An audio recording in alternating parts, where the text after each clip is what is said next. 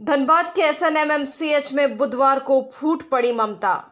बेटे की लाश दिखाने की मां करती रही गुहार। झारखंड ब्यूरो विजय सिन्हा। मां आखिर मां ही होती है। मंगलवार को बैंक मोड़ मुथूट फाइनेंस कांड में मारे गए भूली के शुभम सिंह की मां और दोनों बहनें बुधवार की सुबह धनबाद के SNMMCH अस्पताल में बिलख बिलख कर रो रही थी। मां की ममता फूट पड़ी थी। वह बीच बीच में अपनी सूध भी खो रही थी, चिल्ला रही थी कि ये कैसा न्याय है कि उसके बेटे की लाश को भी उसे नहीं दिखाया जा रहा है। वो 3 घंटे से इंतजार कर रही है। बिलखती मां कह रही थी कि हम मानते हैं कि मेरा बेटा गलत था, लेकिन सिर्फ एक ही को क्यों मारा गया? 2 जो पकड़े गए उन्हें क्यों नहीं मारा गया?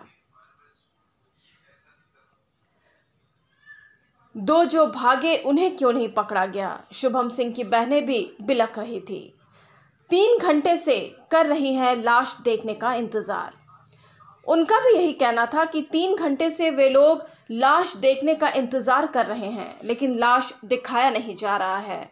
मां कहती है कि उसका बेटा लावारिस नहीं है।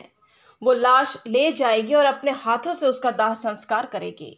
मेरे खानदान का दिया तो बुझ गया, लेकिन पुलिस अगर चाहती तो उसे पैर में गोली मारकर पकड़ सकती थी।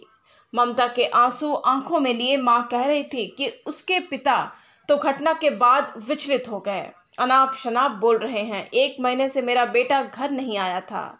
मेरा बेटा ऐसा था नहीं, लेकिन गलत संगत में फंसकर वो इस तरह का काम करने लगा होगा, लेकिन इसकी जानकारी उन लोगों को नहीं थी।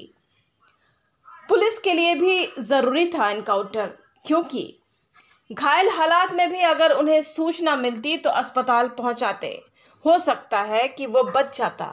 ये सब तो एक मां की ममता बोल रही थी, लेकिन पुलिस के लिए भी ये एनकाउंटर उतना ही जरूरी था, क्योंकि 2 दिन पहले गुंजन ज्वेलर्स में भारी डाका पड़ा था और ठीक उसके 2 दिन बाद मुथूट फाइनेंस में डाका डालने की कोशिश की गई, जो कि पुलिस की सक्रियता और त्वरित कार्रवाई से विफल हो गई। अगर पुलिस सजग चौकन्या नहीं होती तो डकैती डालने आए अपराधी अपने मकसद में सफल हो जाते। फिर पुलिस पर सवालों की झड़ी लग जाती। इतना तो तय है कि मंगलवार के एनकाउंटर के बाद धनबाद में जो अपराध का ग्राफ बढ़ रहा था वो नीचे गिरेगा। अब पुलिस के सामने भी चुनौती है कि वो फिर से धनबाद में अपराधियों को सिर उठाने का मौका नहीं